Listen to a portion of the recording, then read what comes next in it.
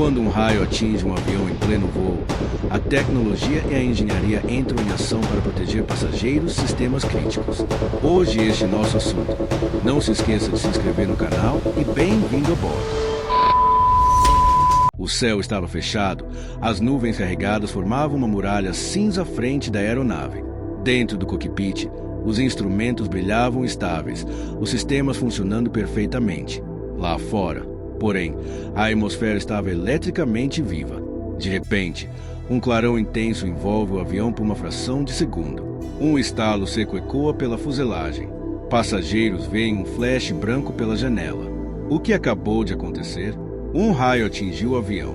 Pode parecer assustador, mas a verdade é que aeronaves comerciais são projetadas exatamente para isso. Em média, um avião comercial é atingido por um raio ao menos uma vez por ano. Ainda assim, acidentes causados exclusivamente por raios são extremamente raros na aviação moderna. Quando um raio atinge uma aeronave, ele não explode dentro dela. A fuselagem funciona como uma gaiola de Faraday. Isso significa que a corrente elétrica viaja pela parte externa da estrutura metálica e sai por outro ponto, geralmente pela cauda ou pelas extremidades das asas, sem penetrar na cabine. Os passageiros, protegidos pelo revestimento condutor, normalmente nem percebem além do clarão e do som. Nos aviões modernos, como os produzidos pela Boeing e pela Airbus, a proteção contra raios é parte fundamental do projeto estrutural. Mesmo modelos mais recentes com grande uso de materiais compostos, como fibra de carbono, recebem camadas condutoras especiais para garantir que a eletricidade se disperse com segurança. Mas o que realmente acontece no momento do impacto? O raio geralmente se conecta primeiro a uma extremidade do avião, nariz, ponta da asa ou estabilizador vertical.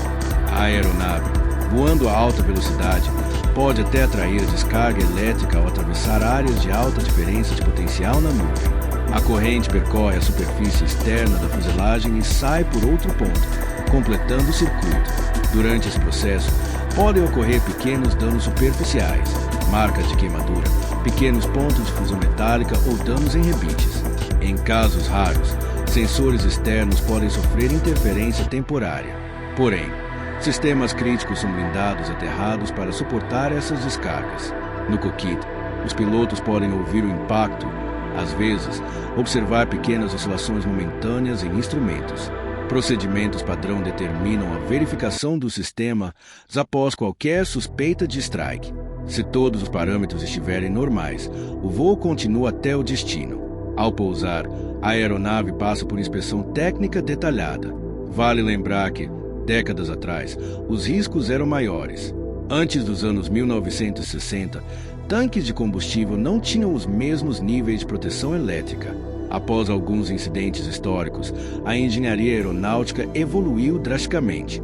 Hoje, os tanques são projetados para impedir faíscas internas, mesmo em caso de descarga elétrica externa. Um dos pontos mais críticos é justamente o combustível. Se um raio causasse ignição dentro do tanque, o resultado poderia ser catastrófico. Por isso, há sistemas de dissipação de carga estática, selantes especiais e redundância estrutural. A segurança nesse aspecto é levada ao extremo. E os passageiros estão completamente seguros? Na cabine, o maior efeito costuma ser psicológico. O clarão pode assustar, especialmente durante voos noturnos. Mas a estrutura da aeronave mantém todos protegidos. Assim como um carro fechado durante uma tempestade, o avião conduz eletricidade ao redor, não através dos ocupantes.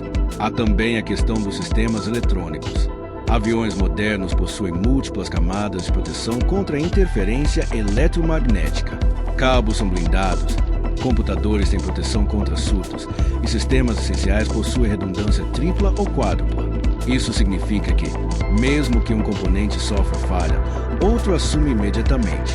Curiosamente, o maior risco relacionado a tempestades não é o raio em si, mas a turbulência severa, granizo ou correntes ascendentes intensas dentro de cumulonimbus. Por isso, radares meteorológicos de bordo permitem que pilotos desviem das células mais perigosas antes mesmo de se aproximarem. Em alguns casos, após um raio, a tripulação pode declarar uma condição de precaução, dependendo das indicações recebidas. Porém, pousos de emergência exclusivamente por strike são incomuns. O fenômeno impressiona porque remete à força bruta da natureza. Um raio pode transportar milhões de volts, temperaturas superiores a 30 mil graus Celsius, mais quente que a superfície do Sol. Ainda assim, um avião em cruzeiro a 10 mil metros de altitude foi concebido para atravessar exatamente esse tipo de ambiente hostil. Portanto, quando um clarão envolve a fuselagem e o trovão parece bater na lataria do céu, o que está acontecendo não é o prenúncio de um desastre, mas a confirmação de um projeto bem executado. A aeronave absorve, conduz e libera a energia. O voo segue. No fim, o raio que parece tão ameaçador do lado de fora torna-se apenas mais um evento previsto nos cálculos da engenharia aeronáutica. E enquanto as nuvens ficam para trás, o céu volta a se abrir. A maioria dos passageiros sequer imagina que acabou de presenciar um encontro direto entre tecnologia e uma das forças mais poderosas da natureza, e que a tecnologia venceu.